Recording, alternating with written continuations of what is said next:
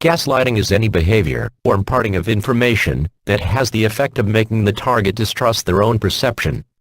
If you feel like it's cold but everyone tells you it's hot, you start to doubt your reality testing faculties.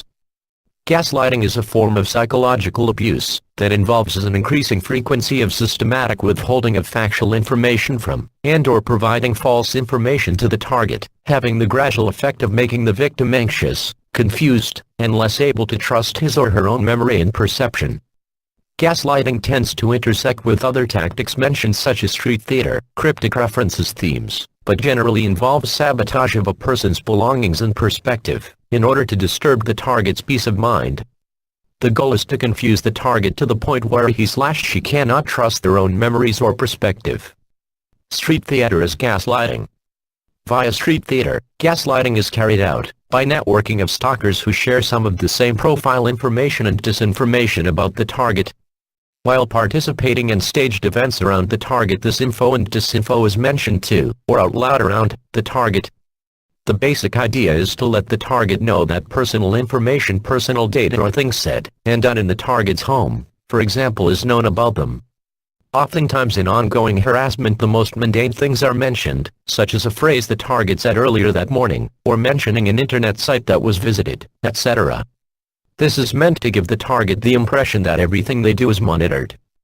In most cases disinformation is also mentioned, but is only pieced together by the target after several run-ins with street theater stalkers. This disinfo can't be the most disturbing, because the target is left to wonder why so many people are referring to the same topics or exact phrases themes. After many run-ins the target can often discern who is a stalker by their demeanor, sometimes their gleefully malicious attitude alone before any new disinfo references are mentioned. Neuro-linguistic programming to instill negative emotions and associations. Again, with seemingly meaningless repetitious phrases, the idea is to confuse the target, who may start questioning their senses if/when they hear several people mention the same oddly phrased set of words, or if the same topic is brought up all around, while having no real significance in the target's experience. Cryptic references themes is gaslighting. This happens in street theater, but also passing conversation with friends and family members. When the target is profiled, or, as in my case, an explosion event like covert drugging is used to mine information about the target's fears and weaknesses, this information is used to create a collection of key phrases and topics. These triggers are then mentioned in the most casual conversations in an attempt to confuse and upset the target.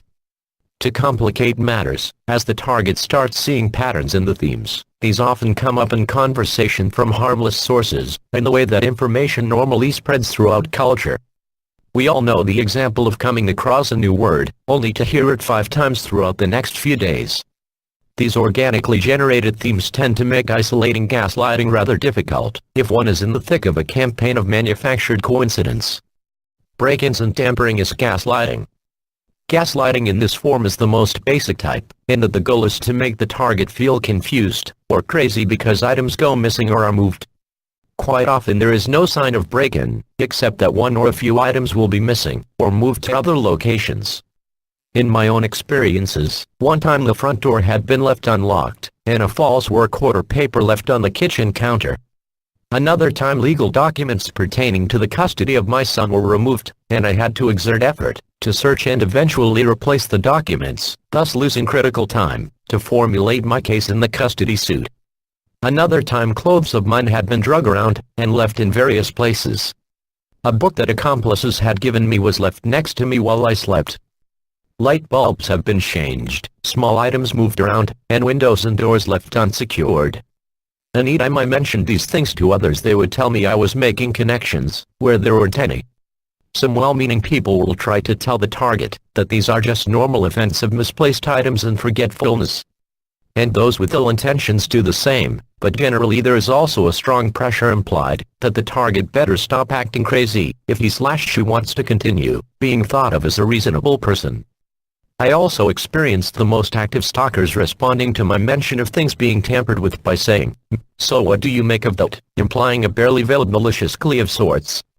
In this way stalkers seem to enjoy making it known to the target that any attempt to share the gaslighting events with others will only isolate them further from others, who may have a hard time believing that these events are other than normal misfortunes.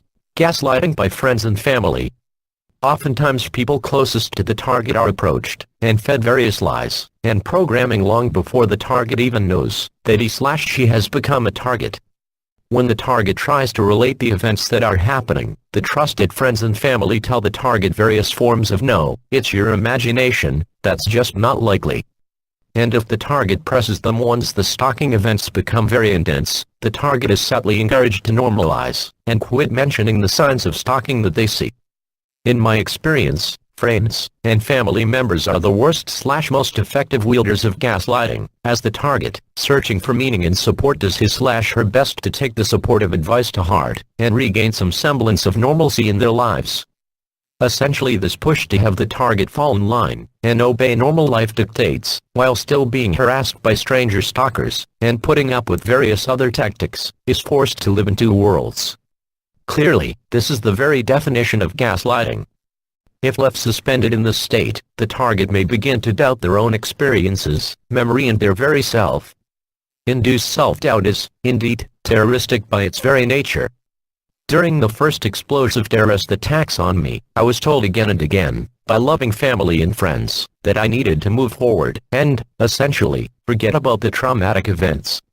And again these gaslighting precursors led me into increasingly dangerous situations, where I could not trust my own intuition about the danger I was walking into further explosion events. Not that these people did this intentionally. Not at all. The ones closest to me, it seems, just really care about me, and it's easier for them to see what I report as delusional than true. There are other issues at work there, but the point is that gaslighting is not always intentional.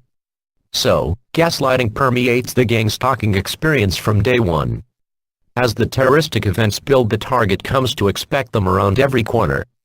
Then as the target tries to regroup and find normal life again, gaslighting, whether intentional or reactionary, from target's family members threatens to further complicate the target's intuition and decision-making capability. Gaslighting is at the heart of all gang stalking. Throughout the stalking campaign, whether to confuse or frighten the target, the goal is incessant psychological provocation that, if left misunderstood, or is not countered by the target through disconnection with these vectors of attack, may result in psychological breakdown. An excellent book that gives many examples of unconscious gaslighting and indoctrination, see Gaslighting, The Double Whammy, Interrogation and Other Methods of Covert Control in Psychotherapy and Analysis. Along with the examples of covert control, are many examples of ways a target of such methods of control can respond in order to defuse the covert messages.